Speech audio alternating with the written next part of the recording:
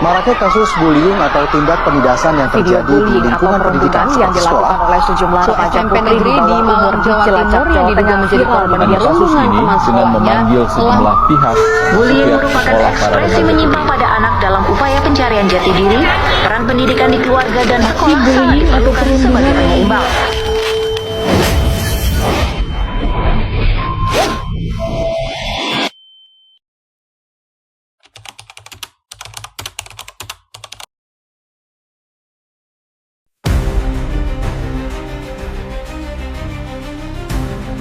Assalamualaikum warahmatullahi wabarakatuh. Perkenalkan, nama saya Baik Khairul Bunga Ariri dari Prodi Pendidikan Agama Islam semester 2. Di sini saya akan menjelaskan satu kasus di dunia pendidikan, yaitu tentang pembulian, di mana seorang siswa dengan kasus dugaan pembulian yang terjadi di sekolah, tepatnya di SMA N3 Pangkal Pinang, kembali mencuat. Kejadian yang menimpa salah satu siswa yang berinisial C yang mendapatkan perundungan atau pembulian diduga dilakukan oleh seorang oknum guru yang berinisial ED yang mengajar di sekolah tersebut pada Jumat 9 Mei 2025. Akibat kejadian tersebut, murid yang berinisial C tidak mau lagi sekolah atau pindah ke sekolah lain karena murid tersebut beranggapan semua guru sama. Dampak dari dugaan pembulian yang dilakukan oleh guru yang berinisial ED, hingga saat ini anak tersebut kehilangan motivasi untuk bersekolah, merasa takut dan bahkan mengalami trauma psikologis.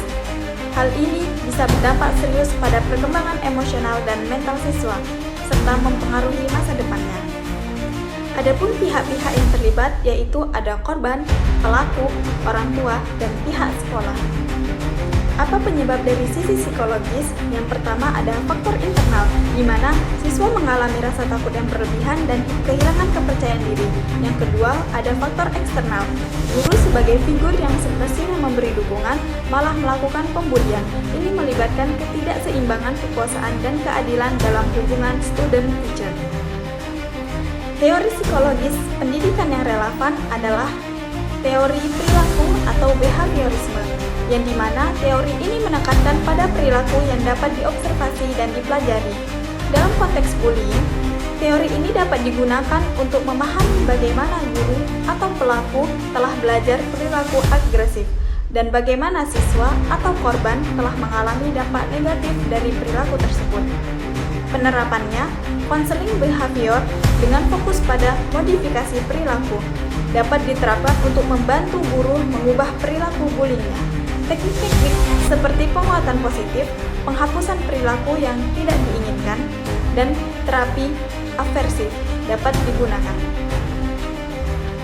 Ciri-ciri perilaku atau respon psikologis yang muncul dari siswa, yaitu siswa meninggalkan sekolah, menghindari guru, trauma psikologis, rasa rendah diri, kecemasan, dan depresi.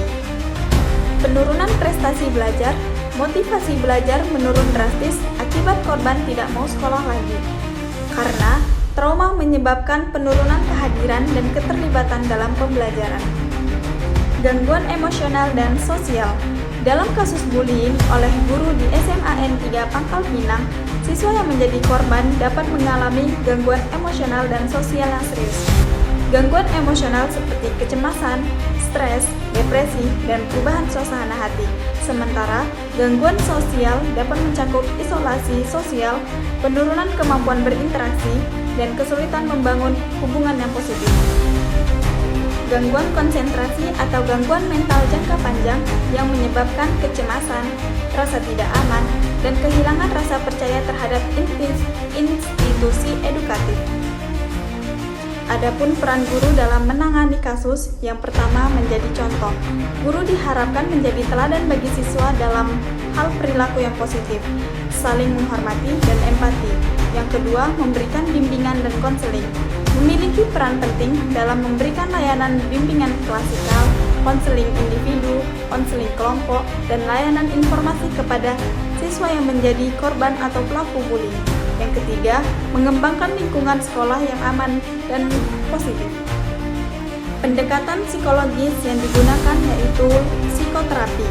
Yang pertama, terapi kognitif atau perilaku CBT, membantu siswa mengenali dan mengubah pola pikir yang memicu perilaku bullying. dengan mengidentifikasi pemikiran negatif dan mengembangkan keterampilan kognitif, siswa dapat belajar mengontrol perilaku mereka. Yang kedua, terapi kelompok. Terapi kelompok dapat memberikan kesempatan bagi siswa yang mengalami bullying untuk berbagi pengalaman dan belajar dari orang lain. Ini dapat membantu mereka merasa tidak sendiri dan mengembangkan keterampilan sosial. Keterlibatan orang tua atau ahli psikolog. Dalam kasus bullying yang dilakukan guru di SMA N3 Pangkal Pinang, keterlibatan orang tua dan ahli psikolog sangat penting. Orang tua perlu aktif dalam mendengarkan, mendukung, dan memberikan solusi bagi anak yang menjadi korban. Ahli psikolog membantu proses penyembuhan trauma dan memberikan solusi untuk mengatasi masalah bullying yang dialami. Apakah lingkungan mendukung atau memperburuk masalah?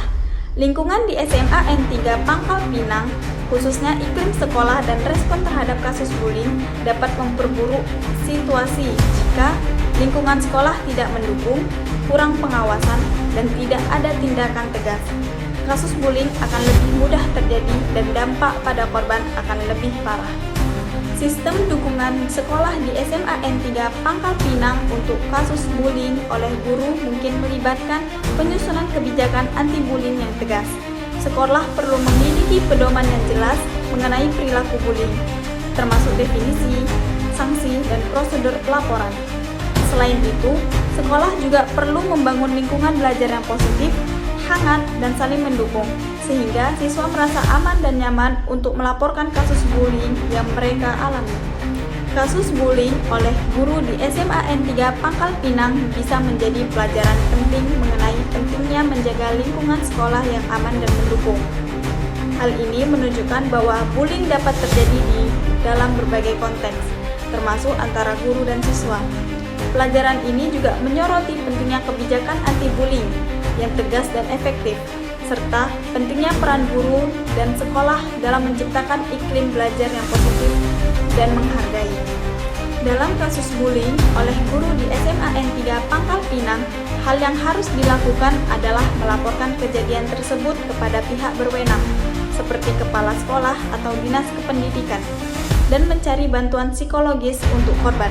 Sementara itu, hal yang harus dihindari adalah membalas tindakan bullying dengan cara yang sama, mengabaikan kejadian tersebut, atau menyalahkan korban.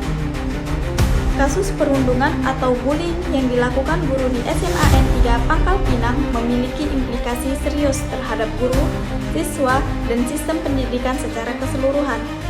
Guru yang melakukan perundungan menghadapi risiko kehilangan kredibilitas, reputasi, bahkan sanksi hukum. Siswa yang menjadi korban mengalami dampak psikologis yang signifikan seperti kehilangan kepercayaan diri, kecemasan, dan bahkan depresi. Sistem pendidikan secara umum akan kehilangan kepercayaan publik dan diwarnai dengan budaya yang tidak kondusif untuk pembelajaran. Inti masalahnya adalah bullying yang dilakukan oleh seorang guru di SMA N3 Pangkal Pinang terhadap seorang siswa. Penyelesaian kasus ini melibatkan beberapa langkah seperti mendengarkan pernyataan dari kedua belah pihak, melakukan investigasi yang komprehensif, serta mengambil tindakan yang sesuai dengan aturan sekolah dan hukum yang berlaku. Kesimpulan dari kasus bullying yang dilakukan guru di SMA N3 Pangkal Pinang adalah tindakan tersebut merupakan bentuk kekerasan dan perundungan yang tidak dapat dibenarkan, terutama jika dilakukan oleh seorang guru terhadap siswanya. Guru seharusnya menjadi contoh dan pelindung bagi siswanya, bukan pelaku perundungan. Bullying dapat berdampak negatif bagi kesehatan mental dan emosional korban, dan dapat menyebabkan masalah jangka panjang seperti cemas, depresi, bahkan post-traumatic, stress disorder, atau PTSD. Oleh karena itu, penting bagi sekolah mengambil tindakan tegas terhadap guru yang melakukan bullying dan menciptakan lingkungan sekolah yang aman dan mendukung bagi semua siswa. Sekian penjelasan dari saya, kurang lebihnya mohon maaf karena kesalahan datangnya dari saya sendiri dan kebenaran datangnya dari Allah Subhanahu wa taala. Wassalamualaikum warahmatullahi wabarakatuh.